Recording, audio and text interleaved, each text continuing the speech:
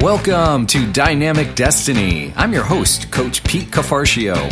I love to help people discover their life purpose and make a positive impact in the world.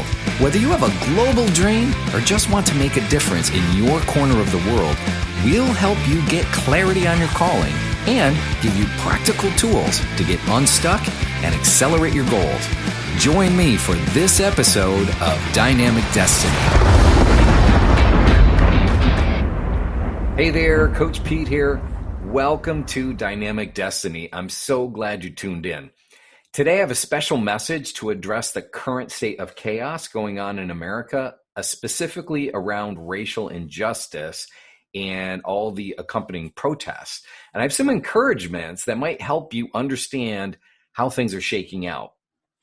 So let's dig in. Hey, these are confusing times. And look, I'm right there with you. Okay, I like what's going on. I live right in the heart of New York City. Crazy things going on, and you just feel unsafe, and it's really hard to make sense of things. I see good things going on, and then I see just really crazy stuff, and it's hard to tell the difference. But recently, I picked up an insight that gave me peace and clear thinking, and I want to share that with you now. And this insight comes from a parable that Jesus told in the Bible, in the book of Matthew, chapter 13, starting with verse 24. And this is what he said. He said, "The kingdom of heaven is like a man who sowed good seed in his field. But while everyone was sleeping, his enemy came and sowed weeds among the wheat and went away. And when the wheat sprouted and formed heads, the weeds also appeared. The owner's servants came to him and said, 'Sir, didn't you sow good seed in your field? Where then did these weeds come from?' 'An enemy did this,' he replied. And the servants asked him, 'Do you want us to go and pull them up?' 'No,' he answered, 'because while you're pulling up the weeds, you may uproot the wheat with them. Let both grow together until the harvest. At that time, I will tell the harvesters, first collect the weeds and tie them into bundles to be burned, then gather the wheat and bring it into my barn.'" Okay, that's the parable. I don't know if you can make sense of this or not, so I'll try to unpack it and then see how this applies. This is a metaphor. When Jesus told this parable, it was in an agricultural society, agrarian culture. And when he told this, farmers would have understood what he meant. Okay, and so I'm posting a picture. If you're watching the YouTube version of this podcast, that episode I'm going to show a picture. So go look it up if you're not seeing it, if you're only hearing this on audio. So the weeds referenced here, by the way, they're also called tares, T-A-R-E-S, in other Bible translations. These weeds look a lot like wheat plants when they're growing. Okay, so it's hard to pick them out, okay, when they're sprouting up. However, when wheat plants are ready to harvest, the grain inside the head makes them really heavy and they start to bend over, just like this picture. But tares don't yield grain like that, and they keep growing straight up and tall.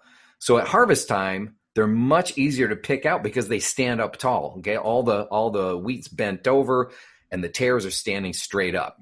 Okay, so take a look at that picture. Jesus is using this metaphor to illustrate how the influence of heaven, his kingdom, comes to establish itself on earth. That's why he said in the beginning of this parable, the kingdom of heaven is like. See, like God in heaven loves the whole world, and he wants to restore the knowledge of his love and his blessings to all aspects of culture. Every person, every system.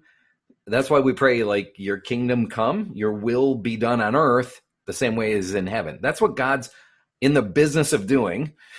And if you follow him, we're cooperating with that. So the way he accomplishes his will is through human agents. He doesn't just send angels to do it. He accomplishes through human agents. And the way he does that is he seeds plans in the forms of ideas, dreams, aspirations, and callings into the hearts of people. And that's how we go change things. Okay, that's how things get better. However, as God is accomplishing his will on the earth, forces of evil also introduce counterfeit ideas to hijack God's plans. And here's the tricky part is the ideas look similar at first in their baby form. They both talk about the same thing. And it's hard to tell the difference. But over time, it becomes more and more obvious when the ideas, both the good ideas and the bad ideas, yield their results. That's when you can start to tell the difference. So how does this play out with current events in America? Well, the generation in America right now, and I'm going to specifically refer to millennials, some Gen X, certainly Gen Z, you have such a heart for justice. And I would say it's a generational calling to justice, to rectify things that were tolerated for way too long. And racial justice is one of those issues that certainly is in the spotlight right now. You have a calling to that. Because of that, you have a very low tolerance for injustice of any sort. And we're recognizing that. Things that my generation, I'm a baby boomer, things that my generation, we nobody liked overt racism. Well, some people did, but most people didn't. But we weren't going through everything with a fine-tooth comb the way you all are. And, the time has come. And so God bless you, what you're trying to accomplish. But you have a very specific call to this, and you have a very low tolerance for injustice. Now, because the church and other positive forces haven't presented strong engagement models for what does justice look like, your generation you were seeking any source that speaks to that calling of justice without discernment. Okay. So therefore good ideas about justice were being sown into you. You're the field. Okay. Your generation is the field. The ideas are the seeds. Okay. So good ideas were sown into your collective generation, but bad seeds were also thrown in there too, but they both talked about justice. Okay. And when there were baby seeds, you couldn't really tell the difference. And even when they're growing, they really couldn't tell the difference. But now it's becoming harvest time. Okay. So the current events around racial justice represent a maturation of philosophies. The seeds were sown decades ago. What you're seeing now is harvest time. So when the plants were growing, they were mixed together. And now it's becoming more and more obvious. My generation, boomers, has, in general, I will say we are stronger in critical thinking and discernment, and plus we have just more life experience, and we've seen cycles in history, and we can pick out bad philosophies easier. What's happening right now? Look, we had a tipping point in the United States. It's spreading around the world with the unfortunate death of George Floyd. Okay, that became a tipping point. It certainly wasn't the first incident like this, but it for some reason, it just captured the conscience of the nation, and it's like enough is enough, and it's done. As far as the tipping point, we can't go back. We can't go backwards. All right, and I see it as a God thing. This is a good thing. God wants all people of all races to be treated fairly and equally. Okay, so that's what we're seeing right now. On the good side, we're seeing, man, I'm so excited. We're seeing real heart changes. We're identifying systemic racism that we've tolerated for too long. Lots of good changes that are happening. And I see dialogues happening, even certainly in my own life, but a lot of my friends, just hearing other people's stories and understanding. Some people call it being woke. These are all good things. All right. There's also bad things that are starting to show up. Right? We're seeing violence flat out. We're seeing really extreme censorship. We're seeing lawlessness. People saying, get rid of all laws or all law enforcement. These are not good things. And also just hating all of American history. These are not good things. But now it's harvest time. Okay. So the weeds are becoming obvious. And what used to be mixed and you couldn't really tell the difference is now getting separated. All right, so I have some practical takeaways for this. So thanks for bearing with me. Practical takeaways. If you are older or more conservative, this first part's for you. Okay, change is messy. Change is messy. Culture shifting and evil getting rooted out. It does not happen in nice, tidy, pure ways, the way you would like to see it. You want to control it. You want everything to be nice and tidy. It doesn't work that way. Get used to it. It is messy. It's always messy. Change is always, always messy. Second, focus on the harvest and not on the weeds. Stop pointing out the inconsistencies of the racial justice movement. Okay. And I'm going to give you a couple of reasons why. One, if you keep focusing on the weeds and trying to pull them up, the inconsistencies, at best, you're going to miss what God's doing. Okay. At worst, you're going to harm what God's doing. Okay. Because you're alienating the people who are doing good work, and you're pushing the younger generation farther and farther away. Okay. Older conservatives, by pointing out these inconsistencies, instead of embracing what needs to change with racial injustice, all you're doing is pointing out the problems. The people who are all for it, and it's a good thing and it's a God thing, you're alienating them. You shouldn't be doing that. Okay. You should be supporting them because it's a good thing, and you know it's a good thing. Okay. So get on board with the good stuff that God's doing. Okay. The third problem with pointing out the inconsistencies, it can be very uncomfortable. It can become a very comfortable place to hide behind. I don't need to deal with these issues because, look, Black Lives Matter organization is Marxist. I'm not paying attention to Black Lives Matter. Well, there's a concept, Black Lives Matter, that everybody else is paying attention to, and it's a good thing for you to look at. But because you can point out one inconsistency, you think you're off the hook, and you hide behind that. Okay, this is very pointed. Okay, it's very directed, and I might be offending you right now or challenge you. If you're getting angry right now, I want you to ask yourself why. Why are you getting angry? Okay, you're probably coming up with a whole bunch of other weeds or inconsistencies to justify your case. I'm still telling you, you're missing the big picture. The big picture is racial justice is advancing, and you should be behind that. Find out the good things that are going on and enforce and endorse those. Don't keep trying to be contrarian all the time. And you may need to change your news feed, okay, or your social media people that you follow all the time.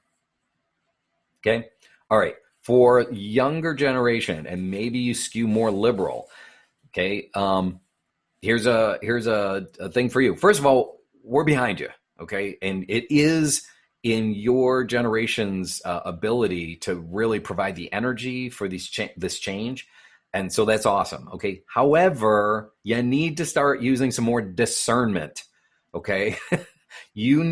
Don't be naive, okay? Naive is not a good thing to be. There are forces who have hijacked justice issues for their own agenda, and they're using your youthful zeal to accomplish their purposes. I'm going to say that again. There are forces who have hijacked justice issues for their own agenda. They're using your youthful zeal. They're using that for their own purposes. Okay, so just like the wheat and the weeds, when they're early, they look the same. Okay, and it might have seemed like some of the things you've embraced were okay, but now that they're maturing and their fruit, which means the results are starting to show themselves from different worldviews. So violence, destruction of property, lawlessness. Okay, law is important. You have to have law and enforcement of law to maintain order in a culture. Destabilization. Anybody that's advocating societal destabilization, these are not good things. These are bad fruit. Okay, that means the plant is bad. That means the ideology and the groups that are espousing these things are bad news. You should stay away from them. Okay, arrogant defiance. Okay, cutting off relationships just because somebody thinks different than you. This is bad. Okay, it's cancel culture. All right, it's bad. These are all bad fruit. Okay, distance yourself from those groups and instead support groups. Look and movements that are characterized by love for everyone. By the way, not selective love for everyone. Connection, maintaining human connection, super important right now, especially during the pandemic. But I will stay related, even if I disagree with you. Okay, I have something to learn from everyone. Okay, we might disagree on some things, but I have things to learn. I'm going to stay connected. Understanding, things that promote understanding. And by the way, very few issues are completely black or white. All right, there's subtlety and nuance. You want to learn the nuance around that. That'll help you grow in your understanding. Groups that support that and are open to dialogue and discussion, those are the ones you want to ally yourself behind. The ones that are black and white, you're wrong, I hate you, I'm going to cut you out, and you should be, destroyed. Not good. Okay, unity. That's another thing you want to look for. Humility, not arrogance, but humility, and certainly peace. Okay, those are the qualities. Look for those groups, embrace those movements, and you'll be a lot better off. Okay, this has been Coach Pete sharing with you just this tip of the iceberg. I know it's a huge issue. I could put in a ton of disclaimers right now, and I know I'm stepping in some sensitive area, but I want you to get a picture of what's going on. Change is messy. Good and bad things sprout up at the same time, but now they're starting to show themselves. Be selective on what you ally yourself with, and stop focusing on the bad stuff. Older generation, stop focusing on the bad stuff and embrace the good things that are going on. This is a great movement, a great moment. Thank you, my friend, for joining me on this episode of Dynamic Destiny. As a reminder, you can get more free tools and downloads at petecoaching.com. Let's continue the discussion. Write to me with your questions and feedback. Ask Pete at petecoaching.com. Be sure to tell your friends, and please leave a 5-star podcast review. I can't wait to have you join me next time on Dynamic Destiny.